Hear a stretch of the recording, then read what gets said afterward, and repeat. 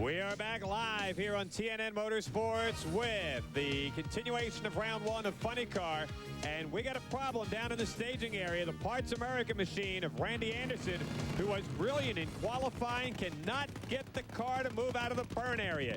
He was not out of the 5 O's in qualifying. You can see that putting his hand up going, hey, I have no idea what went wrong. This will be a freebie right here for Tom Hoover. Casey, that has got to be devastating for that team. Absolutely, it is devastating for that team. And this may be one of those instances where something just happened inside the car that Randy wasn't prepared for. Remember, Randy is a rookie in the fuel ranks, and these things can do some really strange things with the reversers. If you get them caught in the middle, they won't go either way. A tough break for Randy. And a good break for Tom Hoover, whose ma and pa were inducted into the Drag Racing Hall of Fame earlier this week. His dad at 91 had more vitality than, well, a lot of folks that I know. That's a 585 if you're looking for the arithmetic. 166, a great turnabout for the guy that blew the body off this baby last year, the Pioneer Art of Entertainment machine. Great run and a very tough break. KC, it had been a brilliant qualifying effort for Randy Anderson, as good as anything we've seen here this weekend. That's got to really compound this frustration of that team. Bob, it really does. This team has come a long way. Larry Frazier is really coming into his own as the crew chief on this car. And after the problems Randy had earlier in the year that were not his fault but caused him to crash the car twice, he was coming into his own as a driver, really getting the confidence back, really making this car work. And that means a lot. Whatever the crew chief does, it doesn't really matter if the driver's not comfortable in that car. He can't get it to the other end. And we all know how hard these cars are to drive. You need the driver to be at least 100%. Well, the drivers in the next two will be Dale Worsham, the Checkers, Shucks, Cragen machine. Well, look at that, like almost like right on cue. And Al Hoffman, whose car is sponsored by... That's it. That's the full list.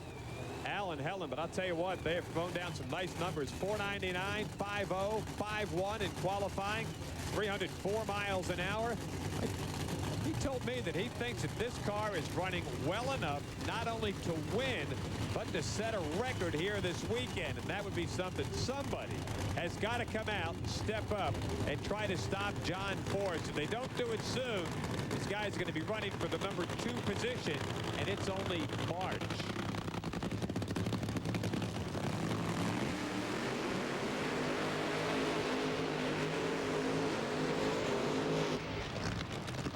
There you can see the two of them. They heat those tires up, put some rubber down on the racetrack. Plus, it's kind of fun to watch.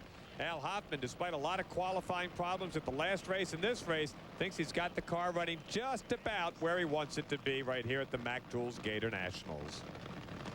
Well, so far the weather's been good. We've just been off.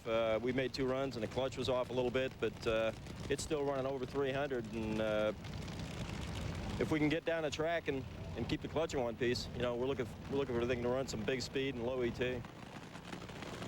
Hey, Al, nice sunglasses.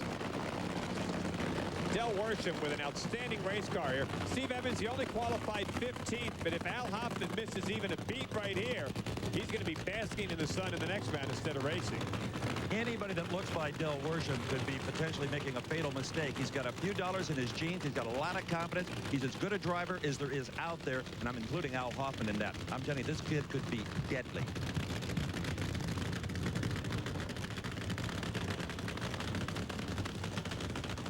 Just to check under the bodies once again. Nice to see Dale Worsham and his dad get some sponsorship here. He had some great years back in 91, 92, and 93. Fell on a bit of hard times, but he's got some sponsorship now. Plus, the folks from Auburn Foundry have been there with him from the beginning. Al Hoffman's race car in the far lane. It's the kid, Dale Worsham, 26 years old here in the near lane.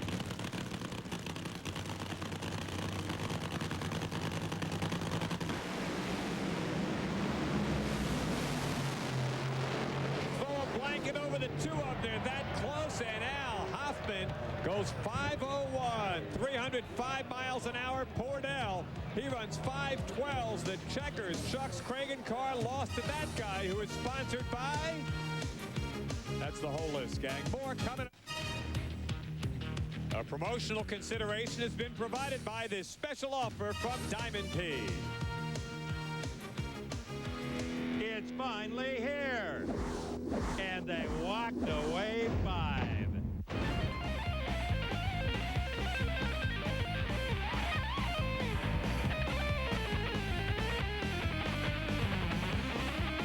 Spectacular racing action on asphalt, dirt, and water. You've heard about it. Now own it.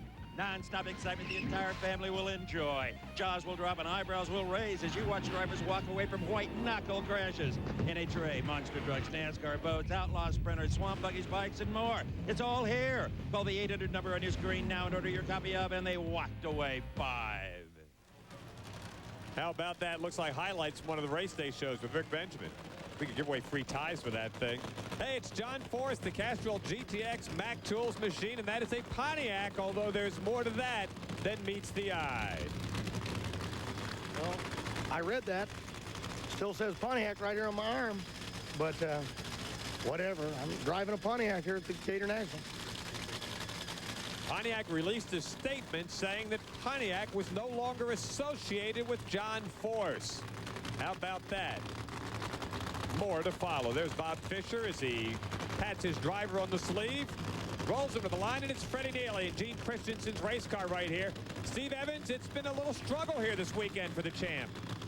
It has indeed, on and off the racetrack. And by the way, in our live show from 4:30 to 6 Eastern Time, I'll fill you in a little more on that Pontiac John Force story.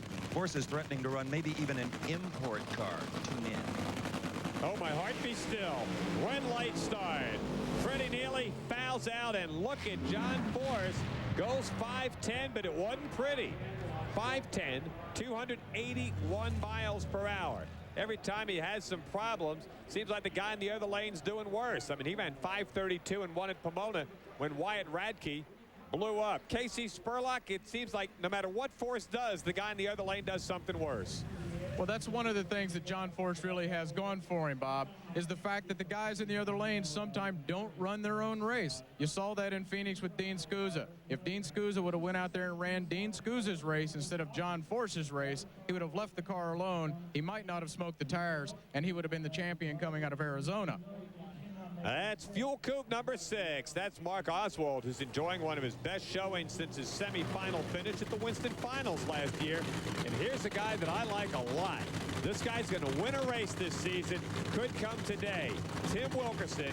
This is the Napa Auto Vent Shade machine. He qualified 5 at 5:02. Mark Oswald, the In-N-Out Burger machine of Bill Schultz, has met with varying degrees of success here at this racetrack. Steve, this one should be fun.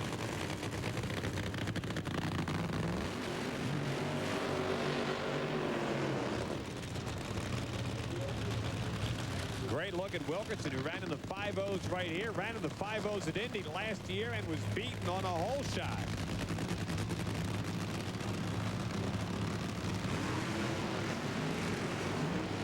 And the over-the-hill gang, who have struggled in qualifying the first couple of events, got into the number 12 slot. Tim Wilkerson's number 5. Steve Evans, do you agree with me that Wilkerson is going to win one of these things real soon? I think he could, Bob, if he gets more comfortable in the car and gets more seat time, and you only get that by going rounds. I see him down here at the other end. He's just a little on edge, and he's never completely 100% happy with his performance. I think the car is capable of that. I believe that's one of Spurlock's old cars, if I'm not mistaken. Well, then, KC, if it is, we know that it's capable of winning. Absolutely, Bob. That is one of my own cars, and Tim Wilkerson is having problems in that car.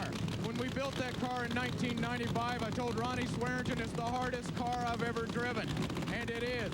It does things at the top end that really make a driver work to get it to the other end. Tim is getting better with that car every time, and when he does, these other competitors better watch out. Hey, that's why you drivers make the big bucks. You can afford all those flashy shades and socks and stuff. Well, some of you.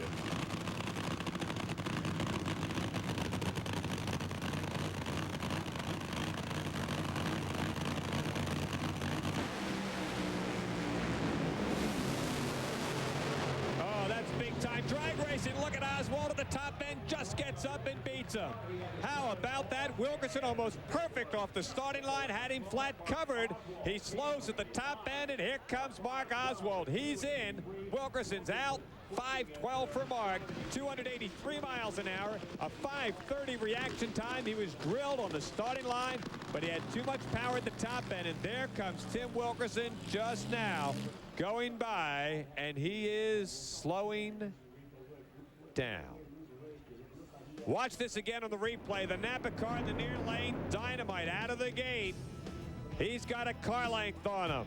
Down at half track, it looked like it was curtains for the In-N-Out Burger car. The blue car in the near lane will all of a sudden start smoking. Look at this. It looked like hammer time.